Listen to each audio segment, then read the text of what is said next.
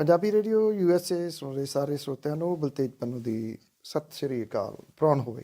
ਚਲੋ ਫਿਰ ਇੱਕ ਵਾਰੀ ਫਿਰ ਨਿਗਾਹ ਮਾਰਦੇ ਹਾਂ ਜੋ ਕੁਛ ਆਲੇ ਦੁਆਲੇ ਵਾਪਰ ਰਿਹਾ,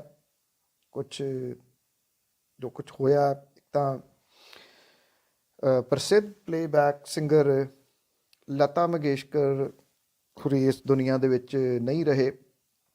ਲਤਾ ਮੰਗੇਸ਼ਕਰ ਦੇ ਚਾਹੁਣ ਵਾਲੇ ਕਿੰਨੇ ਨੇ, ਸ਼ਾਇਦ ਇਹਦੀ ਗਿਣਤੀ ਨੰਬਰਾਂ ਦੇ ਵਿੱਚ ਨਹੀਂ ਕੀਤੀ ਜਾ ਸਕਦੀ।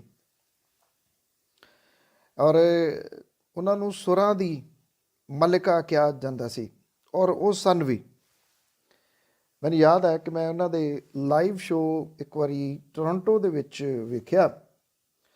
ਔਰ ਉਸ ਲਾਈਵ ਸ਼ੋਅ ਦੇ ਵਿੱਚ ਜਿਹੜੀ ਚੀਜ਼ ਅੱਜ ਤੱਕ ਭੁੱਲਦੀ ਨਹੀਂ ਉਹ ਇਹ ਸੀ ਕਿ ਜਦੋਂ ਲਤਾ ਮੰਗੇਸ਼ਕਰ ਗਾਉਣ ਲੱਗ ਜਾਂਦੇ ਤੇ ਆਮ ਬੰਦਾ ਜਿਹੜਾ ਉਹਨਾਂ ਨੂੰ ਸੁਣਨ ਵਾਲਾ, ਉਹ ਐਸਾ ਉਸ ਸੰਗੀਤ ਦੇ ਵਿੱਚ ਗਵਾਚ ਜਾਂਦਾ ਕਿ ਉਹਨੂੰ ਪਤਾ ਹੀ ਨਾ ਲੱਗਦਾ ਕਿ ਉਹ ਕਿਸ ਜਗ੍ਹਾ ਦੇ ਉੱਤੇ ਹੈ।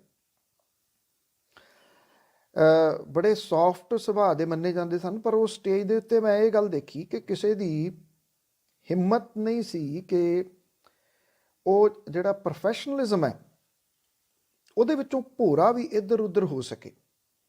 ਲਾਈਵ ਗਾਉਣਾ ਬੜਾ ਔਖਾ, ਪਰ ਤਕਰੀਬਨ ਘੰਟੇ ਤੋਂ ਉੱਪਰ ਲਗਾਤਾਰ ਲਾਈਵ ਉਹ ਗਾਏ ਗਏ। ਫਿਰ 10 ਮਿੰਟ ਦਾ ਵਕਫਾ, ਉਦੋਂ ਬਾਅਦ ਘੰਟਾ ਫਿਰ ਉਹਨਾਂ ਨੇ ਲਗਾਤਾਰ ਗਾਇਆ। ਔਰ ਕਮਾਲ ਦੀ ਉਹ ਗਾਇਕਾ ਸਨ। ਉਹਨਾਂ ਦੇ ਇੰਨੇ ਗੀਤ ਨੇ ਜਿਹੜੇ ਕਿ ਦਹਾਕਿਆਂ ਤੱਕ ਬਲਕਿ ਕਈ ਦਹਾਕਿਆਂ ਤੱਕ ਯਾਦ ਰੱਖੇ ਜਾਣਗੇ। ਵੱਖ-ਵੱਖ ਭਾਸ਼ਾਵਾਂ ਦੇ ਵਿੱਚ, ਭਾਰਤੀ ਭਾਸ਼ਾਵਾਂ 'ਚ ਸਭ ਤੋਂ ਜ਼ਿਆਦਾ ਹਿੰਦੀ ਦੇ ਵਿੱਚ ਬਿਨਾਂ ਕਿਸੇ ਸ਼ੱਕ ਦੇ 25,000 ਦੇ ਕਰੀਬ ਉਹਨਾਂ ਨੇ ਗੀਤ ਗਾਏ। ਔਰ 36 ਭਾਰਤੀ ਭਾਸ਼ਾਵਾਂ ਨੇ ਜਿਹਦੇ ਵਿੱਚ ਲਤਾ ਮੰਗੇਸ਼ਕਰ ਹੋਰਾਂ ਨੇ ਗੀਤ ਗਾਏ। ਉਹ ਇਸ ਦੁਨੀਆ ਦੇ ਵਿੱਚ ਨਹੀਂ ਰਹੇ। ਪਿਛਲੇ ਕਈ ਦਿਨਾਂ ਤੋਂ ਉਹ ਬਿਮਾਰ ਸਨ, ਹਸਪੀਟਲ ਦੇ ਵਿੱਚ ਦਾਖਲ ਸਨ। ਕਰੋਨਾ ਉਹਨਾਂ ਨੂੰ ਹੋਇਆ ਦੱਸਿਆ ਜਾਂਦਾ, ਬਾਅਦ ਦੇ ਵਿੱਚ ਨਮੂਨੀਆ ਹੋ ਗਿਆ। ਉਹ ਇਸ ਦੁਨੀਆ ਦੇ ਵਿੱਚ ਨਹੀਂ ਰਹੇ। ਅਲਵਿਦਾ ਲਤਾ ਮੰਗੇਸ਼ਕਰ। 92 ਸਾਲਾਂ ਦੇ ਸਨ ਉਹ ਦੁਨੀਆ ਤੋਂ ਬੇਸ਼ੱਕ ਚਲੇ ਗਏ, ਪਰ ਲੋਕਾਂ ਦੇ ਮਨਾਂ ਦੇ ਵਿੱਚੋਂ, ਮੇਰੇ ਵਰਗੇ ਆਮ ਜਿਹੜੇ ਸਰੋਤੇ ਨੇ ਉਹਨਾਂ ਦੇ ਮਨਾਂ ਦੇ ਵਿੱਚੋਂ ਉਹ ਕਦੇ ਵੀ ਨਹੀਂ ਜਾਣਗੇ। ਉਹਨਾਂ ਦੀ ਆਵਾਜ਼ ਗੂੰਜਦੀ ਰਹੂਗੀ। ਜਿਹੜੀ ਚੀਜ਼ ਉਡੀਕੀ ਜਾ ਰਹੀ ਸੀ ਪਿਛਲੇ ਦਿਨਾਂ ਤੋਂ ਪੰਜਾਬ ਕਾਂਗਰਸ ਦੇ ਵਾਸਤੇ ਕਿ ਮੁੱਖ ਮੰਤਰੀ ਦਾ ਚਿਹਰਾ ਕੌਣ ਹੋ ਸਕਦਾ, ਹਾਲਾਂਕਿ ਇਹਦੇ ਸੰਬੰਧੀ ਬਹੁਤ ਕੁਝ ਸਪਸ਼ਟ ਹੋਣਾ ਸ਼ੁਰੂ ਹੋ ਗਿਆ ਸੀ ਕਿ ਚਰਨਜੀਤ ਸਿੰਘ ਚੰਨੀ ਹੁਰੀ ਹੀ ਅਗਲਾ ਚਿਹਰਾ ਹੋਣਗੇ। ਪਰ ਇਹਦਾ ਬਕਾਇਦਾ ਐਲਾਨ ਇੱਥੇ ਲੁਧਿਆਣੇ ਦੇ ਵਿੱਚ ਇੱਕ ਵਰਚੁਅਲ ਰੈਲੀ ਦੇ ਵਿੱਚ ਰਾਹੁਲ ਗਾਂਧੀ ਹੋਰਾਂ ਨੇ ਕੀਤਾ। ਇਸ ਰੈਲੀ ਦੇ ਵਿੱਚ ਆਉਣ ਤੋਂ ਪਹਿਲਾਂ ਕੋਈ ਪੌਣੇ 2 ਘੰਟੇ ਦੇ ਕਰੀਬ ਨਵਜੋਤ ਸਿੰਘ ਸਿੱਧੂ, ਚਰਨਜੀਤ ਸਿੰਘ ਚੰਨੀ ਤੇ ਸੁਨੀਲ ਜਾਖੜ ਹੋਰਾਂ ਦੇ ਨਾਲ ਹੋਟਲ ਦੇ ਵਿੱਚ ਰਾਹੁਲ ਗਾਂਧੀ ਹੋਰਾਂ ਨੇ ਮੀਟਿੰਗ ਕੀਤੀ। ਔਰ ਮੀਟਿੰਗ ਕਰਦਿਆਂ ਉੱਥੇ ਅੰਦਰ ਕੀ ਗੱਲਬਾਤ ਹੋਈ, ਕੀ ਸਮਝੌਤਾ ਕੀਤਾ ਗਿਆ ਨਵਜੋਤ ਸਿੰਘ ਸਿੱਧੂ ਦੇ ਨਾਲ, ਇਹ ਅਜੇ ਸਾਹਮਣੇ ਤਾਂ ਨਹੀਂ ਆਇਆ। ਪਰ ਕਾਂਗਰਸ ਨੇ ਰਸਮੀ ਤੌਰ ਦੇ ਉੱਤੇ ਚਰਨਜੀਤ ਸਿੰਘ ਚੰਨੀ ਹੋਰਾਂ ਨੂੰ ਅਗਲਾ ਮੁੱਖ ਮੰਤਰੀ ਦਾ ਉਮੀਦਵਾਰ ਐਲਾਨ ਦਿੱਤਾ। ਇਹਦੇ ਨਾਲ ਜਿੱਥੇ ਚਰਨਜੀਤ ਸਿੰਘ ਚੰਨੀ ਹੋਰਾਂ ਦੇ ਹਲਕੇ ਚਮਕੌਰ ਸਾਹਿਬ ਦੇ ਵਿੱਚ ਭੰਗੜੇ ਪਏ, ਉੱਥੇ ਨਵਜੋਤ ਸਿੰਘ ਸਿੱਧੂ ਹੋਰਾਂ ਦੇ ਹਲਕੇ ਅੰਮ੍ਰਿਤਸਰ ਈਸਟ ਦੇ ਵਿੱਚ ਖਾਮੋਸ਼ੀ ਛਾ ਗਈ। ਇਹ ਕਿਹਾ ਜਾਂਦਾ ਕਿ ਜਿਹੜੀ ਲੰਬੀ ਚੌੜੀ ਮੀਟਿੰਗ ਚੱਲੀ ਉਹਦੇ ਵਿੱਚ ਨਵਜੋਤ ਸਿੰਘ ਸਿੱਧੂ ਹੋਰਾਂ ਨੂੰ ਮਨਾਉਂਦੇ ਰਹੇ ਰਾਹੁਲ ਗਾਂਧੀ ਹੋਰੀ।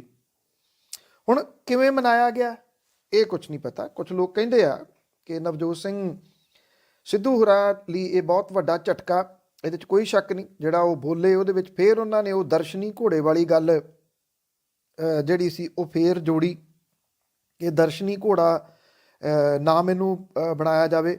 ਮੈਂ ਕਦੇ ਕਿਸੇ ਤੋਂ ਕੁਝ ਨਹੀਂ ਮੰਗਿਆ, ਪਰ ਜੇ ਮੈਨੂੰ ਫੈਸਲੇ ਲੈਣ ਦੀ ਤਾਕਤ ਮਿਲੀ ਤਾਂ ਪੰਜਾਬ 'ਚੋਂ ਮੈਂ ਮਾਫੀਆ ਖਤਮ ਕਰ ਦਊਂਗਾ। ਔਰ ਜਿਹੜਾ ਪੰਜਾਬ ਮਾਡਲ ਪੰਜਾਬ ਏਜੰਡਾ ਲੈ ਕੇ ਨਵਜੋਤ ਸਿੰਘ ਸਿੱਧੂ ਹੋਰੀ ਪਿਛਲੇ ਦਿਨਾਂ ਤੋਂ ਮੀਟਿੰਗਾਂ ਕਰਦੇ ਰਹੇ। ਬੇਸ਼ੱਕ ਰਾਹੁਲ ਗਾਂਧੀ ਹੋਰਾਂ ਨੇ ਉਹਦਾ ਜ਼ਿਕਰ ਤਾਂ ਕੀਤਾ, ਪਰ ਸਵਾਲ ਇਹ ਆ ਕਿ ਉਹ ਪੰਜਾਬ ਏਜੰਡਾ, ਪੰਜਾਬ ਮਾਡਲ ਤਾਂ ਕਿਸੇ ਕੰਮ ਦਾ ਨਹੀਂ ਇੱਕ ਕਿਸਮ ਦੇ ਨਾਲ, ਕਿਉਂਕਿ ਜਦੋਂ ਉਹ ਮੁੱਖ ਮੰਤਰੀ ਹੀ ਨਹੀਂ ਹੋਣਗੇ, ਜੇ ਕਾਂਗਰਸ ਦੀ ਸਰਕਾਰ ਬਣਦੀ ਆ, ਤੇ ਉਹਨਾਂ ਨੇ ਇਹ ਏਜੰਡਾ ਆਪਣਾ ਲਾਗੂ ਕਿੱਥੇ ਕਰਨਾ। ਨਵਜੋਤ ਸਿੰਘ ਸਿੱਧੂ ਹੋਰਾਂ ਨੇ ਬਹੁਤ ਗਲਤੀਆਂ ਕੀਤੀਆਂ ਪਿਛਲੇ ਦਿਨਾਂ ਤੋਂ। ਉਹਨਾਂ ਦਾ ਆਪ ਹੁਦਰਾਪਣ, ਤੂੰ ਤੜਕ ਵਾਲੀ ਭਾਸ਼ਾ, ਕਿਸੇ ਦੀ ਗੱਲ ਨਾ ਸੁਣਨਾ, ਹਉਮੈ ਦੇ ਵਿੱਚ ਹਰ ਗੱਲ ਜਿਹੜੀ ਉਹ ਕਰਨੀ, ਕਿਸੇ ਨੂੰ ਕੁਛ ਨਾ ਸਮਝਣਾ, ਇਹ ਕਿਤੇ ਨਾ ਕਿਤੇ ਹਾਈ ਕਮਾਂਡ ਨੂੰ ਜ਼ਰੂਰ ਰੜਕਿਆ ਹੋਊਗਾ ਵੀ ਜੇ ਕੱਲ੍ਹ ਨੂੰ ਮੁੱਖ ਮੰਤਰੀ ਉਹਨਾਂ ਨੂੰ ਬਣਾਉਣੇ ਆ ਤੇ ਉਹ ਤਾਂ ਸਾਡੇ ਕਾਬੂ 'ਚ ਨਹੀਂ ਰਹਿਣੇ। ਕੋਈ ਵੀ ਹਾਈ ਕਮਾਂਡ ਹੋਵੇ ਸਿਆਸੀ ਧਿਰ ਦੀ, ਉਹ ਇਹ ਜ਼ਰੂਰ ਸੋਚਦੀ ਆ ਕਿ ਜਿਹੜਾ ਵੀ ਨੇਤਾ ਹੋਵੇ ਉਹ ਸਾਡੇ ਕਾਬੂ 'ਚ ਰਹੇ, ਚਾਹੇ ਕੋਈ ਵੀ ਪਾਰਟੀ ਹੋਵੇ। ਬੇਕਾਬੂ ਨੇਤਾ ਨੂੰ ਕੋਈ ਹਾਈ ਕਮਾਂਡ ਜਿਹੜੀ ਆ ਉਹ ਨਹੀਂ ਜ਼ਿੰਮੇਵਾਰੀ ਦਿੰਦੀ ਅਜਿਹੀ। ਦੂਜੀ ਗੱਲ, ਨਵਜੋਤ ਸਿੰਘ ਸਿੱਧੂ ਹੋਰਾਂ ਨੇ ਜਦੋਂ ਇੱਥੇ ਬਣ ਗਏ, ਉਹ ਪ੍ਰਧਾਨ ਬਣੇ ਪੰਜਾਬ ਕਾਂਗਰਸ ਦੇ, ਉਹਨਾਂ ਨੂੰ ਆਪਣੀ ਪਕੜ ਮਜ਼ਬੂਤ ਕਰਨ ਦੇ ਵਾਸਤੇ ਪੰਜਾਬ ਦੇ ਵਿੱਚ ਕਾਂਗਰਸ ਦਾ ਢਾਂਚਾ ਬਣਾਉਣਾ ਚਾਹੀਦਾ ਸੀ। ਉਹਨਾਂ ਨੇ ਉਹਦੇ ਉੱਤੇ ਕੰਮ ਹੀ ਨਾ ਕੀਤਾ। ਪਹਿਲਾਂ ਸੁਨੀਲ ਜਾਖੜ ਹੋਰਾਂ ਨੇ ਇਹਦੇ ਉੱਤੇ ਕੋਈ ਕੰਮ ਨਾ ਕੀਤਾ, ਮੁੜ ਕੇ ਨਵਜੋਤ ਸਿੰਘ ਸਿੱਧੂ ਹੋਰਾਂ ਨੇ ਢਾਂਚਾ ਰਹਿਣ ਦਿੱਤਾ। ਉਹ ਮਹਿਜ਼ ਉਲਝੇ ਰਹੇ ਦੂਜਿਆਂ ਨੂੰ ਠਿੱਬੀ ਲਾਉਣ ਦੇ ਮਾਮਲੇ 'ਚ। ਕਾਂਗਰਸ ਦੇ ਅੰਦਰ ਨਵਜੋਤ ਸਿੰਘ ਸਿੱਧੂ ਹੋਰਾਂ ਨੇ ਲਗਭਗ ਸਾਰਿਆਂ ਨੂੰ ਆਪਣੇ ਦੁਸ਼ਮਣ ਦੇ ਤੌਰ ਦੇ ਉੱਤੇ ਖੜਾ ਕਰ ਲਿਆ, ਚਾਹੇ ਉਹ ਸੁਨੀਲ ਜਾਖੜ ਨੇ, ਚਾਹੇ ਉਹ ਸੁਖਜਿੰਦਰ ਸਿੰਘ ਰੰਧਾਵਾ ਨੇ, ਚਾਹੇ ਉਹ ਚਰਨਜੀਤ ਸਿੰਘ ਚੰਨੀ ਨੇ, ਚਾਹੇ ਬਾਕੀ ਜਿਹੜੇ ਉਹ ਨੇਤਾ ਨੇ। ਉਹ ਦਬਕੇ ਮਾਰਦੇ ਰਹੇ ਹਾਈ ਕਮਾਂਡ ਨੂੰ ਵੀ।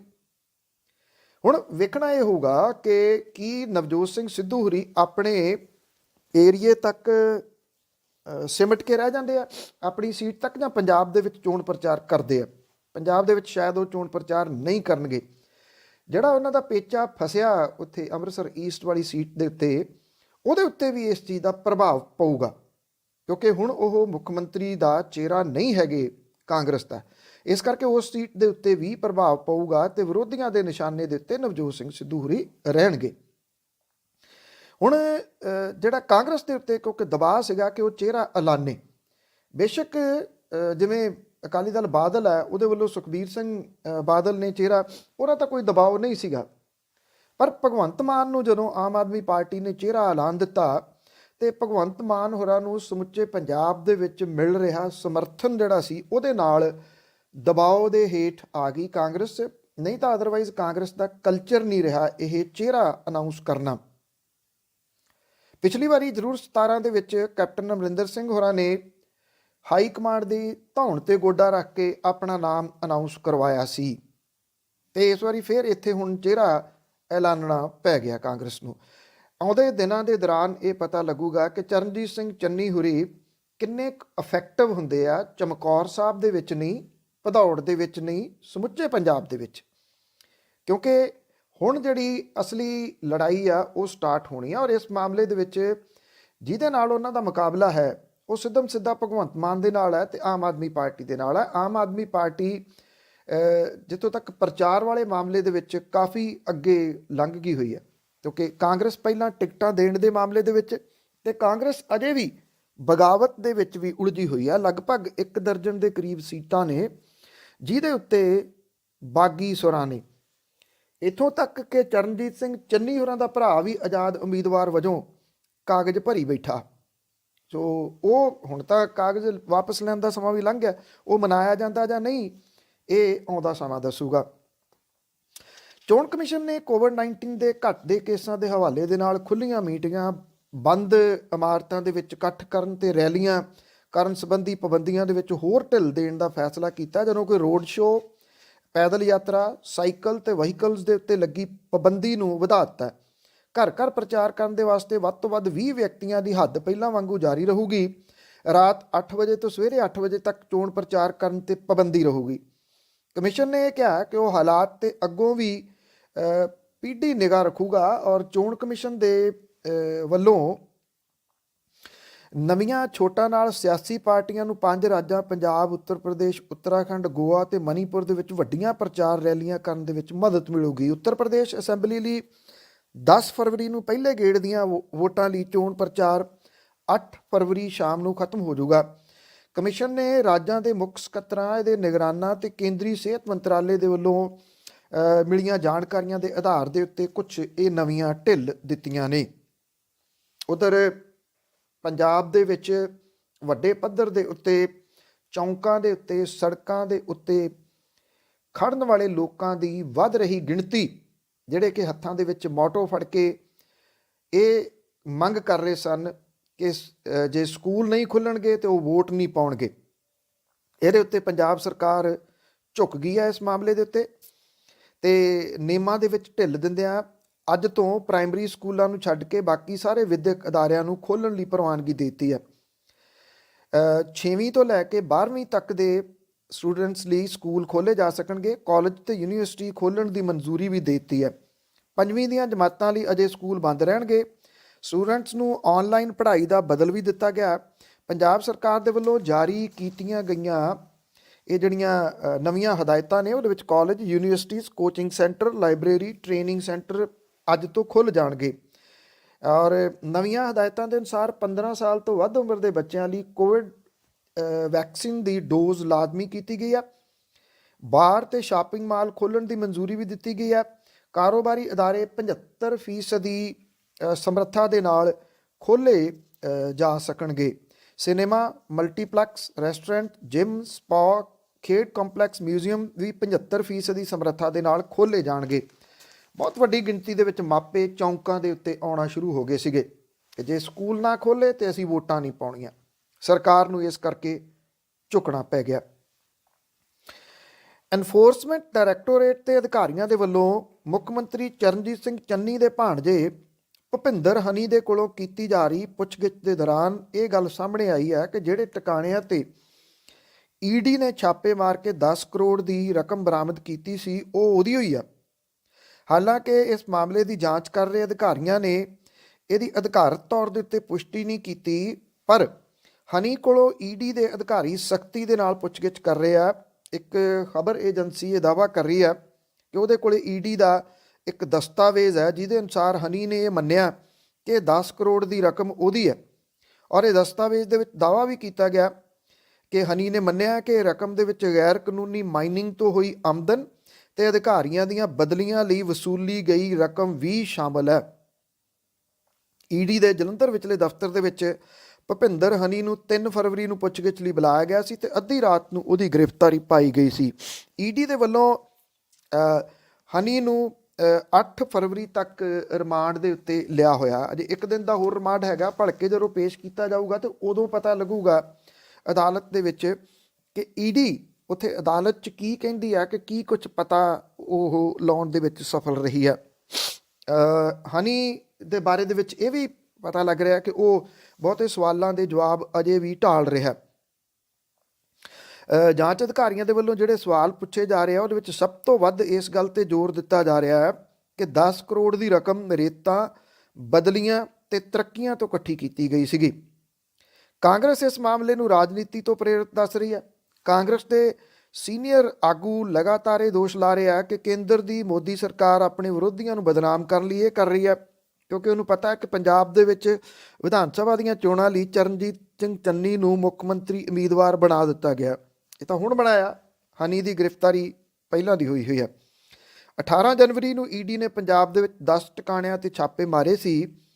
ਇਹਦੇ ਦੌਰਾਨ ਈਡੀ ਨੇ ਦਾਅਵਾ ਕੀਤਾ ਸੀਗਾ ਕਿ 8 ਕਰੋੜ ਹਨੀ ਤੇ 2 ਕਰੋੜ ਉਹਦੇ ਦੋਸਤ ਸੰਦੀਪ ਤੋਂ ਬਰਾਮਦ ਕੀਤੇ ਗਏ ਆ। ਇਸ ਵੇਲੇ ਜਿਹੜਾ ਚੋਣ ਅਖਾੜਾ ਪੂਰੇ ਤਰੀਕੇ ਦੇ ਨਾਲ ਮਗਿਆ ਹੋਇਆ ਤੇ ਉਹਦੇ ਵਿੱਚ ਉਮੀਦਵਾਰਾਂ ਦਾ ਜ਼ਿਕਰ ਵੀ ਹੁੰਦਾ। ਪੰਜਾਬ ਵਿਧਾਨ ਸਭਾ ਦੀਆਂ ਚੋਣਾਂ ਦੇ ਵਿੱਚ ਨਿੱਤਰੇ ਉਮੀਦਵਾਰਾਂ 'ਚੋਂ ਕਰੀਬ 22% ਦੇ ਉੱਤੇ ਫੌਜਦਾਰੀ ਕੇਸ ਦਰਜ ਨੇ। ਕੋਈ ਵੀ ਰਾਜਸੀ ਧਿਰ ਇਸ ਮਾਮਲੇ 'ਚ ਸਾਫ਼ ਨਹੀਂ ਹੈ। ਬਹੁਤੇ ਕੇਸ ਸੜਕੀ ਆਵਾਜਾਈ ਵਿੱਚ ਵਿਘਨ ਪਾਉਣ ਤੇ ਕੋਵਿਡ ਪ੍ਰੋਟੋਕਾਲ ਦੀ ਉਲੰਘਣਾ ਦੇ ਨੇ, ਕਿਉਂਕਿ ਜਦੋਂ ਹਾਈਵੇ ਰੋਕਦੇ ਨੇ ਫਿਰ ਉਹਦੇ ਐਕਟ ਦੇ ਤਹਿਤ ਇਹ ਮਾਮਲੇ ਦਰਜ ਕੀਤੇ ਜਾਂਦੇ ਨੇ। ਅਕਾਲੀ ਦਲ ਬਾਦਲ ਦੇ ਉਮੀਦਵਾਰਾਂ ਤੇ ਸਭ ਤੋਂ ਵੱਧ ਪੁਲਿਸ ਕੇਸ ਦਰਜ ਨੇ, ਜਦੋਂ ਕਿ ਕਾਂਗਰਸੀ ਉਮੀਦਵਾਰ ਇਸ ਮਾਮਲੇ 'ਚ ਕੁਝ ਹੱਦ ਤੱਕ ਬਚੇ ਨੇ। ਕਿਉਂ? ਕਿਉਂਕਿ ਉਹ ਸੱਤਾ ਦੇ ਵਿੱਚ ਸਨ, ਇਸ ਕਰਕੇ ਉਹ ਬਚੇ ਹੋਏ ਨੇ। ਚੋਣ ਕਮਿਸ਼ਨ ਦੇ ਕੋਲੇ ਫਾਰਮੈਟ C2 ਤਹਿਤ ਜਿਹੜੇ ਸਿਆਸੀ ਪਾਰਟੀਆਂ ਨੇ ਡਿਟੇਲ ਦਿੱਤੀ ਆ। ਉਹਦੇ ਅਨੁਸਾਰ ਅਕਾਲੀ ਦਲ ਬਾਦਲ ਦੇ ਚੋਣ ਪਿੜ 'ਚ ਉਤਰੇ 97 ਉਮੀਦਵਾਰਾਂ ਦੇ ਵਿੱਚੋਂ 68 ਉਮੀਦਵਾਰਾਂ ਤੇ ਪੁਲਿਸ ਦੇ ਕੇਸ ਦਰਜ ਨੇ, ਔਰ ਜਿਹੜੇ 70% ਤੋਂ ਉੱਪਰ ਲਗਭਗ ਬਣਦੇ ਆ।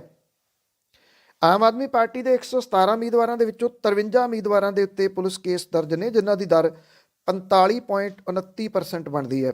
ਕਾਂਗਰਸ ਪਾਰਟੀ ਦੇ ਵੱਲੋਂ ਉਤਾਰੇ ਗਏ 117 ਉਮੀਦਵਾਰਾਂ ਚੋਂ 15 ਤੇ ਮੁਕੱਦਮੇ ਦਰਜ ਨੇ, ਇਹਦੀ ਦਰ ਲਗਭਗ 13% ਜਿਹੜੀ ਉਹ ਬਣਦੀ ਹੈ।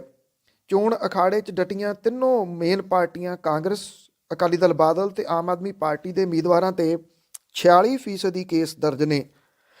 ਅਕਾਲੀ ਦਲ ਬਾਦਲ ਦੇ ਉਮੀਦਵਾਰਾਂ ਤੇ ਕੁੱਲ 160 ਪੁਲਿਸ ਕੇਸ ਦਰਜ ਨੇ, ਜਦੋਂ ਕਿ ਆਮ ਆਦਮੀ ਪਾਰਟੀ ਦੇ ਉਮੀਦਵਾਰਾਂ ਤੇ 66 ਕੇਸ ਦਰਜ ਨੇ। ਅਕਾਲੀ ਦਲ ਬਾਦਲ ਦੇ ਪ੍ਰਧਾਨ ਸੁਖਬੀਰ ਸਿੰਘ ਬਾਦਲ ਤੇ 7 ਕੇਸ ਦਰਜ ਨੇ, ਜਦੋਂ ਕਿ ਆਪ ਦੇ ਕਨਵੀਨਰ ਭਗਵੰਤ ਮਾਨ ਤੇ 1 ਕੇਸ ਦਰਜ ਹੈ। ਪੰਜਾਬ ਦੇ ਉਮੀਦਵਾਰਾਂ ਦੀ ਗੱਲ ਕਰੀਏ ਤੇ ਸਭ ਤੋਂ ਵੱਧ ਕੇਸ ਆਮ ਆਦਮੀ ਪਾਰਟੀ ਦੇ ਜਲੰਧਰ ਪੱਛਮੀ ਹਲਕੇ ਤੋਂ ਉਮੀਦਵਾਰ ਸੀਤਲ ਤੇ 9 ਕੇਸ ਨੇ, ਜਿਹੜੇ ਕਿ 4 ਵਰ੍ਹਿਆਂ ਦੇ ਦੌਰਾਨ ਦਰਜ ਹੋਏ ਆ। ਆਪ ਦੇ ਖਡੂਰ ਸਾਹਿਬ ਤੋਂ ਉਮੀਦਵਾਰ ਮਨਜਿੰਦਰ ਸਿੰਘ ਤੇ ਵੀ 5 ਕੇਸ ਦਰਜ ਨੇ, ਜਦੋਂ ਕਿ ਬਰਨਾਲਾ ਤੋਂ ਆਪ ਉਮੀਦਵਾਰ ਮੀਤ ਹੇਰ ਤੇ 4 ਮੁਕੱਦਮੇ ਦਰਜ ਨੇ।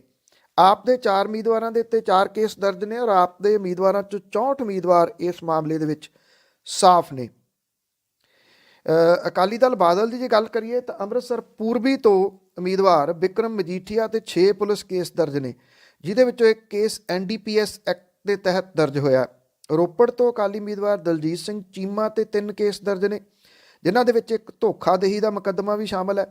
ਲੁਧਿਆਣਾ ਉੱਤਰੀ ਤੋਂ ਅਕਾਲੀ ਉਮੀਦਵਾਰ ਰਿਪੂ ਦਮਨ ਸ਼ਰਮਾ ਤੇ ਕਤਲ ਕੇਸ ਦਰਜ ਹੈ, ਜਿਹਦੀ ਅਦਾਲਤ ਦੇ ਵਿੱਚ ਕੈਂਸਲੇਸ਼ਨ ਰਿਪੋਰਟ ਭਰੀ ਜਾ ਚੁੱਕੀ ਹੈ। ਮੋਗਾ ਤੋਂ ਉਮੀਦਵਾਰ ਬਰਜਿੰਦਰ ਸਿੰਘ ਤੇ ਕਰਪਸ਼ਨ ਰੋਕੂ ਐਕਟ ਦੇ ਤਹਿਤ ਮਾਮਲਾ ਦਰਜ ਹੈ, ਜਦੋਂ ਕਿ ਧਰਮਕੋਟ ਤੋਂ ਅਕਾਲੀ ਉਮੀਦਵਾਰ ਤੋਤਾ ਸਿੰਘ ਤੇ ਧੋਖਾਦਹੀ ਦਾ ਮੁਕੱਦਮਾ ਦਰਜ ਹੋਇਆ ਸੀ, ਜਿਹਦੇ ਵਿੱਚ ਅਦਾਲਤ ਦੇ ਵੱਲੋਂ ਸਜ਼ਾ ਵੀ ਸੁਣਾਈ ਜਾ ਚੁੱਕੀ ਸੀ। ਫਿਰੋਜ਼ਪੁਰ ਸ਼ਹਿਰੀ ਤੋਂ ਅਕਾਲੀ ਉਮੀਦਵਾਰ ਰੋਹਿਤ ਕੁਮਾਰ ਵੋਰਾ ਤੇ ਇਰਾਦਾ ਕਤਲ ਦੇ 2 ਕੇਸ ਦਰਜ ਨੇ। ਫਿਰੋਜ਼ਪੁਰ ਦਿਹਾਤੀ ਤੋਂ ਅਕਾਲੀ ਉਮੀਦਵਾਰ ਜੋਗਿੰਦਰ ਸਿੰਘ ਜਿੰਦੂ ਤੇ 3 ਕੇਸ ਦਰਜ ਨੇ, ਜਿਹਦੇ 'ਚੋਂ 1 ਇਰਾਦਾ ਕਤਲ ਦਾ ਕੇਸ ਵੀ ਹੈ। ਬਹੁਤੇ ਅਕਾਲੀ ਉਮੀਦਵਾਰਾਂ ਤੇ ਸੜਕੀ ਆਵਾਜਾਈ ਦੇ ਵਿੱਚ ਵਿਘਨ ਪਾਉਣ ਤੇ ਕੋਵਿਡ ਨਿਯਮਾਂ ਦੀ ਉਲੰਘਣਾ ਕਰਨ ਦੇ ਮਾਮਲੇ ਦਰਜ ਨੇ। ਕਾਂਗਰਸ ਪਾਰਟੀ ਵੀ ਪਛਾਣ ਨਹੀਂ ਗਈ, 15 ਉਮੀਦਵਾਰਾਂ ਤੇ ਕੇਸ ਦਰਜ ਨੇ। ਰੋਪੜ ਤੋਂ ਕਾਂਗਰਸੀ ਉਮੀਦਵਾਰ ਬਰਿੰਦਰ ਢਿੱਲੋਂ ਤੇ 2 ਪੁਲਿਸ ਕੇਸ ਦਰਜ ਨੇ, ਜਦੋਂ ਕਿ ਭੁੱਚੋ ਤੋਂ ਕਾਂਗਰਸੀ ਉਮੀਦਵਾਰ ਪ੍ਰੀਤਮ ਸਿੰਘ ਕੋਟਭਾਈ ਤੇ ਧੋਖਾਦਹੀ ਦੇ 2 ਮੁਕੱਦਮੇ ਦਰਜ ਨੇ। ਭੁਲੱਥ ਹਲਕੇ ਤੋਂ ਕਾਂਗਰਸੀ ਉਮੀਦਵਾਰ ਸੁਖਪਾਲ ਖਹਿਰਾ ਤੇ ਸਣੇ ED ਵਾਲੇ ਕੇਸ ਤੇ 3 ਮੁਕੱਦਮੇ ਦਰਜ ਨੇ। ਪੰਜਾਬ ਲੋਕ ਕਾਂਗਰਸ ਦੇ ਪ੍ਰਧਾਨ ਕੈਪਟਨ ਅਮਰਿੰਦਰ ਸਿੰਘ ਤੇ ਵੀ 1 ਮੁਕੱਦਮਾ ਦਰਜ ਹੈ। ਬਹੁਤੇ ਆਜ਼ਾਦ ਉਮੀਦਵਾਰਾਂ ਦੇ ਉੱਤੇ ਵੀ ਕਈ ਕੇਸ ਦਰਜ ਨੇ। ਲੋਕ ਇਨਸਾਫ ਪਾਰਟੀ ਦੇ ਉਮੀਦਵਾਰ ਤੇ ਭਾਜਪਾ ਉਮੀਦਵਾਰ ਵੀ ਇਹਦੇ ਤੋਂ ਬਚੇ ਹੋਏ ਨਹੀਂ ਹੈਗੇ। ਇਸ ਵੇਲੇ ਜਿਹੜੇ ਆਮ ਆਦਮੀ ਪਾਰਟੀ ਦੇ ਮੁੱਖ ਮੰਤਰੀ ਦਾ ਚਿਹਰਾ ਐਲਾਨੇ ਗਏ ਭਗਵੰਤ ਮਾਨ ਹੋਰੀ ਵੱਖ-ਵੱਖ ਵਿਧਾਨ ਸਭਾਵਾਂ ਦੇ ਵਿੱਚ ਰੋਡ ਸ਼ੋਅ ਦੇ ਰਾਹੀਂ ਆਪਣੀ ਭਰਵੀਂ ਹਾਜ਼ਰੀ ਲਵਾ ਰਹੇ ਹੈ। ਸਾਰੀਆਂ ਸਿਆਸੀ ਪਾਰਟੀਆਂ ਨੇ ਚੋਣ ਪ੍ਰਚਾਰ ਤੇਜ਼ ਕੀਤਾ ਹੋਇਆ, ਪਰ ਇਸ ਵੇਲੇ ਜਿਹੜਾ ਸਭ ਤੋਂ ਵੱਡਾ ਸਟਾਰ ਪ੍ਰਚਾਰਕ ਹੈ ਆਮ ਆਦਮੀ ਪਾਰਟੀ ਦੇ ਕੋਲੇ, ਉਹ ਭਗਵੰਤ ਮਾਨ ਹੀ ਹੈ। ਔਰ ਖਾਸ ਤੌਰ ਦੇ ਉੱਤੇ ਪੰਜਾਬੀ ਬੋਲਣ ਵਾਲਾ ਉਹਨਾਂ ਕੋਲੇ ਵੱਡਾ ਚਿਹਰਾ ਨਹੀਂ ਗਾ। ਭਗਵੰਤ ਮਾਨ ਦੇ ਜਿੰਮੇ ਹਲਕਾ ਧੂਰੀ ਤੋਂ ਇਲਾਵਾ ਪੂਰੇ ਸੂਬੇ ਦੀ ਜ਼ਿੰਮੇਵਾਰੀ ਹੈ। ਕਦੇ ਉਹ ਮਾਲਵਾ ਤੇ ਕਦੇ ਦੁਆਬਾ ਦੇ ਵਿੱਚ ਪਹੁੰਚ ਰਹੇ ਨੇ। ਮਾਝੇ ਵਾਲੇ ਪਾਸੇ ਨੂੰ ਅਜੇ ਉਹਨੇ ਜਾਣਾ, ਜਿੱਥੇ ਕਿ ਇਸ ਵਾਰੀ ਆਮ ਆਦਮੀ ਪਾਰਟੀ ਤਕੜੀ ਹਿਲਜੁਲ ਕਰਨ ਦੇ ਵਾਸਤੇ ਲਗਭਗ ਜਿਹੜੀ ਉਹ ਤਿਆਰ ਕਹੀ ਜਾ ਰਹੀ ਹੈ। ਭਗਵੰਤ ਮਾਨ ਰੋਜ਼ 3 ਤੋਂ 4 ਹਲਕਿਆਂ ਦੇ ਵਿੱਚ ਚੋਣ ਪ੍ਰਚਾਰ ਕਰਦੇ ਨਜ਼ਰ ਆਉਂਦੇ ਆ, ਔਰ ਜਿੰਨੇ ਲੋਕ ਉਹਨਾਂ ਨੂੰ ਵੇਖਣ ਦੇ ਵਾਸਤੇ ਤੇ ਫੁੱਲ ਸੁੱਟਣ ਦੇ ਵਾਸਤੇ ਆ ਰਹੇ ਨੇ, ਉਹਦੇ ਨਾਲ ਪਾਰਟੀ ਨੂੰ ਇਹ ਲੱਗਦਾ ਹੈ ਕਿ ਪਾਰਟੀ ਨੂੰ ਇੱਕ ਵੱਡੀ ਹਮਾਇਤ ਮਿਲ ਰਹੀ ਹੈ। ਉਂਝ ਵੈਸੇ 2017 ਦੇ ਵਿੱਚ ਵੀ ਚੋਣ ਰੈਲੀਆਂ ਦੇ ਵਿੱਚ ਬਹੁਤ ਸਾਰੇ ਲੋਕ ਆਮ ਆਦਮੀ ਪਾਰਟੀ ਦੇ ਵਾਸਤੇ ਆਉਂਦੇ ਸੀ। ਉਦੋਂ 20 ਸੀਟਾਂ ਆਈਆਂ, ਇਸ ਵਾਰੀ ਵੀ ਰਹੇ ਨੇ, ਸਥਿਤੀ ਵੱਖਰੀ ਆ। ਉਸ ਵੇਲੇ ਰੌਲਾ ਜ਼ਿਆਦਾ ਸੀ, ਇਸ ਵੇਲੇ ਰੌਲਾ ਬਹੁਤ ਜ਼ਿਆਦਾ ਨਹੀਂ ਗਾ। ਚੁੱਪ ਕੀਤੇ ਜਿਹੜੀ ਉਹ ਵੋਟ ਹੈ ਔਰ ਰੈਲੀਆਂ ਨਹੀਂ ਹੈਗੀਆਂ, ਜਿਹਦੇ ਤੋਂ ਇਹ ਅੰਦਾਜ਼ਾ ਲਾਇਆ ਜਾ ਸਕੇ ਕਿ ਕਿਹੜੀ ਸਿਆਸੀ ਧਿਰ ਦੇ ਵਾਸਤੇ ਜ਼ਿਆਦਾ ਰੈਲੀਆਂ ਨੇ। ਜੇ ਗੱਲ ਕਰੀਏ ਤਾਂ ਮਾਇਆਵਤੀ ਹੋਰਾਂ ਦਾ ਪੰਜਾਬ ਦਾ ਦੌਰਾ ਕੱਲ੍ਹ ਤੋਂ ਹੈ। ਉਹ ਨਵਾਂ ਸ਼ਹਿਰ ਦੀ ਦਾਣਾ ਮੰਡੀ ਦੇ ਵਿੱਚ ਬਸਪਾ ਅਕਾਲੀ ਗੱਠਜੋੜ ਦੇ ਉਮੀਦਵਾਰਾਂ ਦੇ ਹੱਕ ਦੇ ਵਿੱਚ ਚੋਣ ਪ੍ਰਚਾਰ ਕਰਨਗੇ। ਥੋੜ੍ਹੀ ਜਿਹੀ ਅਜੀਬ ਸਥਿਤੀ ਜਿਹੜੀ ਬਣੀ ਹੋਈ ਆ ਉਹ ਇੱਥੇ ਬਣੀ ਆ ਪ੍ਰਨੀਤ ਕੌਰ ਹੋਰਾਂ ਦੀ। ਉਹ ਮਹਿਲ ਦੇ ਅੰਦਰ ਨਜ਼ਰਬੰਦ ਨੇ ਇੱਕ ਕਿਸਮ ਦੇ ਨਾਲ, ਕਿਉਂਕਿ ਨਾ ਤਾਂ ਉਹ ਕੈਪਟਨ ਅਮਰਿੰਦਰ ਸਿੰਘ ਹੋਰਾਂ ਦਾ ਵਿਰੋਧ ਕਰ ਸਕਦੇ ਆ ਜਿਹੜੇ ਕਿ ਪਟਿਆਲੇ ਤੋਂ ਆਪਣੀ ਨਵੀਂ ਪਾਰਟੀ ਦੇ ਉਮੀਦਵਾਰ ਨੇ, ਤੇ ਨਾ ਉਹਨਾਂ ਦੇ ਹੱਕ 'ਚ ਤੁਰ ਸਕਦੇ ਆ। ਹੱਕ 'ਚ ਤੁਰਦੇ ਆ ਤੇ ਐਂਟੀ ਡਿਫੈਕਸ਼ਨ ਲਾਅ ਖੜਾ, ਉਹਦੇ ਤਹਿਤ ਮੁਸ਼ਕਲ ਖੜੀ ਹੋ ਜੂਗੀ। ਜੇ ਵਿਰੋਧ ਕਰਦੇ ਆ ਤੇ ਉਹ ਹੋ ਨਹੀਂ ਸਕਣਾ। ਇਸ ਕਰਕੇ ਉਹਨਾਂ ਦੇ ਵਾਸਤੇ ਮੁਸ਼ਕਲ ਜਿਹੜੀ ਆ ਉਹ ਇਸ ਵੇਲੇ ਖੜੀ ਹੈ। ਮੇਰੀ ਤੁਹਾਡੀ ਮੁਲਾਕਾਤ ਕੱਲ੍ਹ ਦੁਬਾਰਾ ਹੋਊਗੀ। ਤਦ ਤੱਕ ਲਈ ਇਜਾਜ਼ਤ ਦਿਓ ਜੀ। ਧੰਨਵਾਦ। ਸਤਿ ਸ਼੍ਰੀ ਅਕਾਲ।